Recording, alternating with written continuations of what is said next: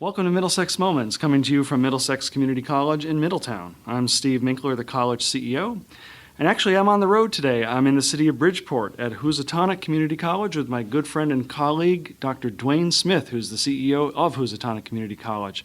Thanks for joining me today, Dwayne. You're welcome, Steve. Thank you for having me. So, Dwayne, on my way here, I just had this feeling like it's going to be something wonderful was going to happen, and then I saw the sign as I pulled up to Housatonic Community College. Why did I feel that way? Because it's always a great day to be at Housatonic. And that's our saying, that's our moniker. No matter what, we're here, we're serving the students. It's always a great day. And it's a great day because you're here, and I know you have this very personable, welcoming presence on campus. Thank you, and I think, some of the things that I know about you is just really treating your students with ultimate respect and as scholars, and you really, truly believe that. I believe that because of my personal experiences of growing up as an impoverished kid and having lack and understanding the transformational power of education, and also understanding that I was an unlikely candidate to be in college, but also to be where I am now. So I always remember that, and I'm ensured that we treat our students with the utmost respect and have unconditional belief that they can be successful. And in some ways, you serve really, like you're saying, as a role model. Here's, maybe not expecting ever to go to college, but you're Dr. Smith. And to talk a little bit about your educational experience, your own trajectory. Sure. So I usually start off with my mother. And my mother, she's deceased now, but she was born in 1926, so she was in her 90s. So she grew up in the Jim Crow South, and she was the daughter of sharecroppers. And if you understand the history of sharecropping, it was a thing that happened right after slavery. So black people didn't own the land, but the former slave owners owned the land. So she picked cotton. That's what they did back in the day. They picked cotton, and they had a truncated educational experience. They, being the African Americans in her town, did not have a full 4 years of high school because the all-white school board cut it with the belief that black people didn't need education, they needed to pick cotton. But my mother was so determined that she instilled that in her 7 children. So she migrated to St. Louis as part of the great migration of African Americans who left the South to come north. And St. Louis, Missouri was considered north, but without education, it was a cycle of poverty. But she worked hard, and she believed that we could be whatever we wanted to be. And as a result, we have over 10 college degrees. And my trajectory is that I'm a first generation college student, but my brother was the first Smith in over 150 years to earn a college degree. And then when I earned my PhD, I was probably the first Smith in about 175 years to earn a PhD. So that's why I'm adamant about I'm Dr. Smith, not because I'm arrogant, but just the fact I understand the journey and the struggle for my ancestors, my personal ancestors, who sacrificed, who didn't have the opportunity. So that's why, I'm excited about the transformative power of education. And so, of course, I got 3 degrees and then some other certificate programs. But again, the point I make is that I'm unlikely. If you would have looked at us as young kids living in what's really considered a condemned building, you wouldn't have thought that family would produce a lawyer and a teacher and a college president and a social worker, those sort of things. Yeah. So did your mom get to see you get your doctoral degree? Oh, yeah. So my mother, and that's really the powerful part about our journey, is that even though we lived in these condemned buildings, well, I say condemned, they should have been condemned, but they weren't condemned because we lived there. And, just remembering the harsh times of using the trash can as a refrigerator. We put our food in the refrigerator. But my brother was a visionary. He supported the family, so he was the first to graduate. And I would say that he was commissioned as a second lieutenant. He was in ROTC, and he would send my mother half his paycheck. And I didn't know this till about just a few years ago, that he went to Korea because he said he could live on $300 a month in Korea. And so he sent my mother the $300. So that really lifted us, in a sense, not out of poverty, but, in terms of food always run out the end of the month. It was there. And then 4 years later, he bought my mother a brand new house. So we went from this dilapidated experience to essentially, when I say brand new, I mean it was built, and we were the first ones that resided in this home. And so my mother, she was able to see the fruits of her labor. We really treated her like a queen and did some things that made a difference. She traveled to D.C., right, for example, and went to the White House. So there was a lot of things she saw, and she also saw all of us graduate. It became such a very simple thing, that she would go to college graduations, and it became a norm that we will graduate from college. Yeah. Certainly, you're talking about your mom's setting you up as a family for success and believing in the power of education and how that resonates with you in your role here as CEO. Mm-hmm. But you've had multiple roles, mostly in the Midwest, right? You grew up in the Midwest and worked there before coming to Connecticut. So tell us a little bit about your background in higher ed. Sure. So I am celebrating December 39 years in higher education. And so I had this long journey. I started off, basically right out of college. In fact, I don't think I even graduated. I was a student activist, and so probably more of an activist than a scholar. But one of the things I garnered the support of the student body as well as the administration, and at the time it was about diversity as it is today. And so the challenge was, how did you provide opportunities for minority students of color at a predominantly white rural campus? And so I was president of the Black student union. It's called the Association of Black Collegians. We were going to do the study and just look at how our institution benchmark with other institutions. So this is really sophisticated. I was a psychology major and just did a statistics course. And so I was trying to put it to work. But the president hired me as a minority counselor. And basically, he gave me just an empty office and said, do your thing. And I just had to kind of put the pieces together. And for me, it was an exciting time. I was young and was making not too much money, but just the fact I was doing something that I loved.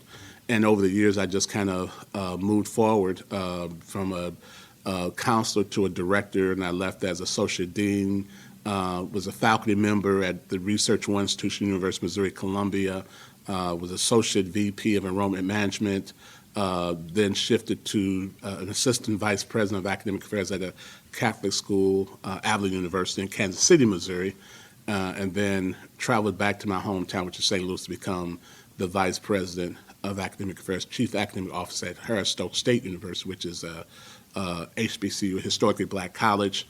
Was moved up to provost and then interim president. And with all those years, I was able to retire, which is really unbelievable, because I'm thinking, you think of a retirement like just people who are going off to the sunset, but I wanted to make a kind of a hard left of my career and try something different. And so most of my years have been spent, all of them until I got here to Housatonic at 4-year institution, but I did a lot of collaboration with community college. So I always kind of understood the efficacy of the community college work. And so I just looked at this position in Connecticut. First, I thought Connecticut, but as I kind of researched Connecticut and Housatonic in particular, I thought this would be a great fit. And I came here sight unseen. Everything was done virtually. Yeah. And so I just looked at pictures on the internet. I fell in love with Bridgeport, through the internet. It was a seaport city. It was close to New York. And then the same thing with Housatonic. So when I got here, I just thought it was fantastic. So this is finishing my first year at Housatonic as a CEO. But I feel like, even though it's going on 39 years, I feel like this is my first year. I'm still excited about doing this work. Yeah. Well, and you came, actually the interview process itself all happened during the peak of the initial wave of COVID. So like you said, all the interviews were done remotely, and you came here sight unseen. And, your first several months was adjusting everything to COVID. What was that like, coming in new to the job, new to Connecticut, and in the middle of this pandemic? Well, I think it was just odd for everyone. So, even I recall the interview process, we had just shut down our campus, which is just so mind-boggling that everyone was virtual, but it offered me the flexibility I had. I would come into my office, come into the building when no one's there, and was able to do my interviews and that sort of thing. And it was just, I would say it was a challenge because I've had challenges before, and I just kind of met the challenges. I think for me, it was just how do I acclimate my family, particularly my daughter, who was finishing her sophomore year, and then all of a sudden she's leaving 1,000 miles away to be at a school district where it's virtual. And it was just us. And so I think we adjusted quite well. And even now I'm excited about the possibility of everyone coming back. To be honest, I have not seen Housatonic in full force. Everyone says, you will love it. I know I love it, but, I still walk the grounds of Housatonic because there's very few people here, Right. So I'm looking forward to that. Well, and even, you and I have been on countless meetings together over the last Right. year Yeah. virtually. This is the first time we've met face to That's face, right. right? That's right. I mean, even meeting my staff, I see someone and say, "Oh, that's how you look." Right. It's like meeting Tom Cruise in person after you see him on the movies, So it's just, it's exciting. We actually opened up July 6th, and over the summer we've been doing these different types of activity to get individuals acclimated. So we've had trivia night, we had I curated music or DJ'd, and so some people submitted their favorite summer songs, and I try to do that. And so it's just we're just trying to do things that kind of give more of a community feel, and then just transition out of hunkering down in place at home, and just bringing everyone back here to the campus.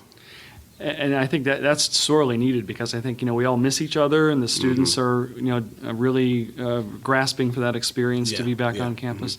But you're also doing a lot of work in the community trying to make sure that people are getting vaccinated and understand the risks of maybe not being vaccinated. So talk a little bit about what you've been doing with the local churches here in Bridgeport. Well, so sure. So we've had vaccination clinics on our campus. It started off as testing sites, and I understand the strength of the Black church. And so what part of our priority here at Housatonic is to get more into the community. And so the vaccination rate in Bridgeport is lower than the statewide rate. We're talking about by double digits. And I truly believe that it's community organizations such as the church that can make a difference. And so we're starting a partnership with our first church, and so the vaccination clinic will take place at the church, and I'm soliciting other churches to join forces, looking at what can Housatonic do to help in that regard. And so we partner with the local health authorities, and so I'm looking forward to, we haven't had our first vaccination clinic on a church because many of them are just reopening due to COVID, but I'm hopeful that that's going to make a difference, that people may not trust whatever, but they trust their pastor. Right, that's right. Yeah, and so we're looking forward to doing that. Well, I think it really underscores sort of that old, it almost sounds like a cliche, but it's not really. Community is our middle name. Right? No, that's right, yeah. So do you see that in a city like Bridgeport, the imperative for the community college to really live into that whole thing, that you are Housatonic, Middlesex, other community colleges in the state, we are an essential institution in the cities we serve. Absolutely. And so you think about in Housatonic serve 11 service regions, so it's not just Bridgeport, but I just want to focus on Bridgeport. And you think about Housatonic is the only higher education institution public in the city of Bridgeport, which is Connecticut's largest city. And we can make a profound difference. And again, going back to my personal narrative of what education did for me and my family, that makes it more of an ethical, moral imperative, particularly when so many people are hurting, so many people are trying to recover, so many people who are facing eviction in this community. And I understand that through Housatonic, and not just a Housatonic, but a Middlesex education, it increases your career earnings by 33%. So basically, at Housatonic, we can, I say we can produce millionaires, but over a lifetime, our students will earn well over $1 million just with our degree. And so it's imperative for us to tell that story to help the community understands what can occur. And so I'm always in the community. I participate in different boards, but also Ways Dairy. They do a food distribution. And that's really when I first kind of got introduced to various people in the community. Again, working with the churches and working with other organizations, which goal is to help transform the community. And I think that Housatonic has a pivotal role in the building of our communities through education. Absolutely. Yeah. Well, and I had a conversation with our friend Dr. Duncan Harris at Capital Community College. Yes. Hey, Duncan. Yeah, he's out there. And he was telling me that his college did a study which showed that of the students who went to Capital Community College, but the fact that they got a good education and that propelled them into more education or careers, that the graduates actually jumped several income quartiles. Oh, yeah. Mm-hmm. So it really, a community college is your pathway to a future. That's right. I mean, there's a study by Georgetown University that showed that, again, a 33% increase of income. So we estimate that the graduating class, just this last graduating class, I think we graduated about 560, that their career income would be close to $1 billion. Not a million, but $1 billion. Mm-hmm. And so over the course of the 3 graduating classes, we're talking about close to $2 billion. And what's profound about that is that many of these students, about 65% of them are the first in their family to attend college. Many are low wealth individuals. And then the other piece is that they generally stay in the community. So you think about the tax base, you think about the stability that takes place when an individual earns a degree from Middlesex or Housatonic or Capital or Gateway or even Norwalk. And so, again, that makes our work so imperative to touch people. And the other piece, too, I think that bears mentioning is that we want to touch people traditionally without even thinking of themselves as college material. So you have a kind of a reentry program, and we want to model that. So we're developing a partnership with the city of Bridgeport for ex-offenders to start off with advanced manufacturing, but we want to open it up, or we will open it up to all majors. Veterans, so Home of the Braves, we just had them on campus a couple of days ago, and they work with veterans who may have different types of issues that may prevent them from fully engaging in community life, but we want them on our campus.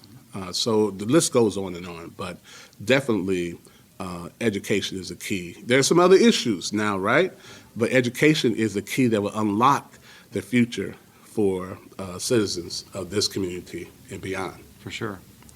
There's a lot of work happening here in Connecticut to continue removing barriers for students, some financial, some academic, but we were talking about finances before. Let's talk a little bit about what we've been doing in terms of free college programming and debt relief. Sure. What are some of the effects you've seen here at Housatonic? Tremendous outcomes. And so, and I'm going to try to unpack this without being so wordy about it, but it's important to note this. So when a student has a past due balance, for instance, colleges turn them over to collection agencies. And then from there, those balances are reported to the feds. And so tax returns are intercepted to liquidate the debt, which can be devastating, right? And so one of the outstanding things that we have done as a system is to remove the debt for those students who have been impacted by COVID to a tune of about $17 million. At Housatonic, we're talking about over 1,000 students have been impacted, and we forgave the debt to over $2.5 million. But the return of that investment is threefold.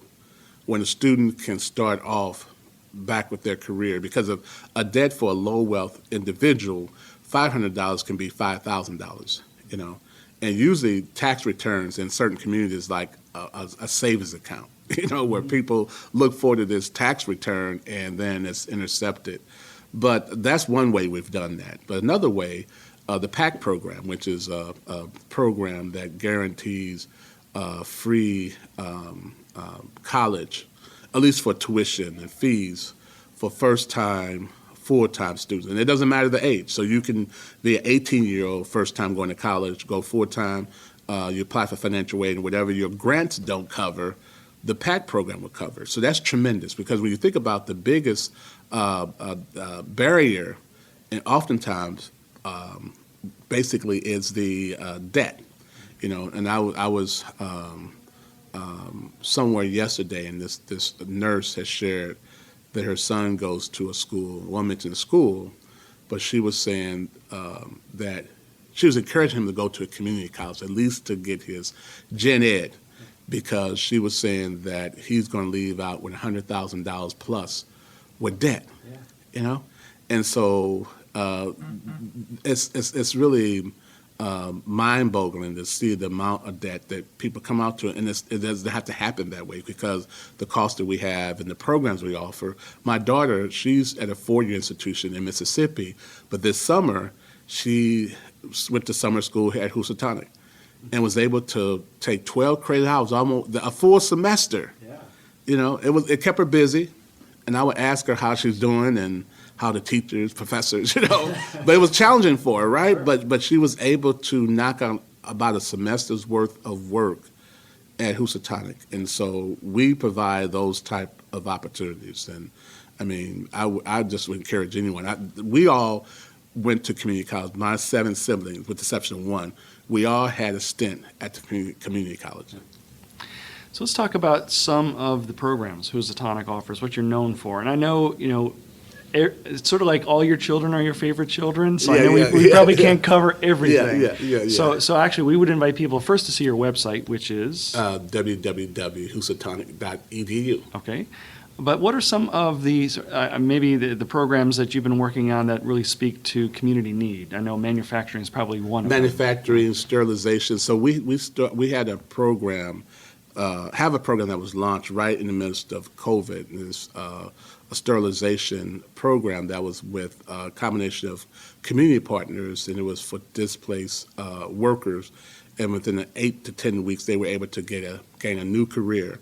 Was able to actually take a national test, and now they're having a career making what they call living wages. So they're making way more, I should say, than they were making when they were laid off. And this is sterilization of medical equipment? Yes. Okay.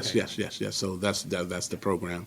But I would say advanced manufacturing, but we have basically 70 majors and certificate programs, from CNAs to allied health to entrepreneurship, and then also a general studies. So if you just want to take credits to transfer or just to advance your career, we have those here. And so all of them are great programs. And of course, we have those transfer ticket programs to the 4 regional state universities and Charter Oak State College, too. That's right. That's a great way to get your first 2 years done at community college. That's right.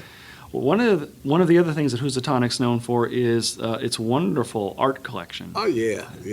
I mean, you come to campus, and it's just amazing to see all the art on the walls and in the gallery that you have. That's right. So we have a art collection that is valued at over $30 million.